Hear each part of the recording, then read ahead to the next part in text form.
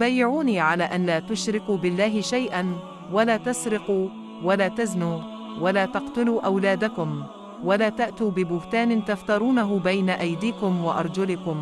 ولا تعصوا في معروف، فمن وفى منكم فأجره على الله، ومن أصاب من ذلك شيئا فعوقب في الدنيا فهو كفارة له، ومن أصاب من ذلك شيئا ثم ستره على الله فهو إلى لله إن شاء عفى عنه وإن شاء عاقبه. فبايعناه على ذلك. सही अल बुखारी 18 किताब ईमान 2 हदीस नंबर। अबादे बिन सामित रज़ी अल्लाह अन्हु जो बदर की लड़ाई में शरीक थे और लैलतुल अक़बा के 12 नक़ीबूहे में से थे, फरमाते हैं कि रसूल अल्लाह सल्लल्लाहु अलैहि वसल्लम ने इस वक्त जब आपके गिर्द सहाबा की एक जमात बैठी हुई थी फरमाया कि मुझसे बैत करो इस बात पर कि अल्लाह के साथ किसी को शरीक ना करोगे, चोरी ना करोगे, जिना ना करोगे,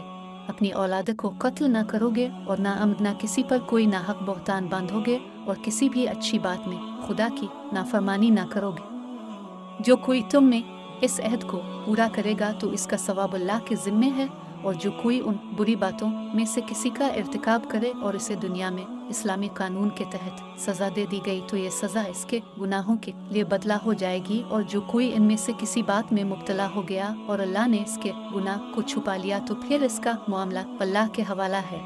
अगर चाहे मुआफ़ करे और अगर चाहे सज़ा दी दे। अबादे कहते हैं कि फिर हम सब ने उन सब बातों पर आप सल्लल्लाहु अलैहि वसल्लम से बैत कर ली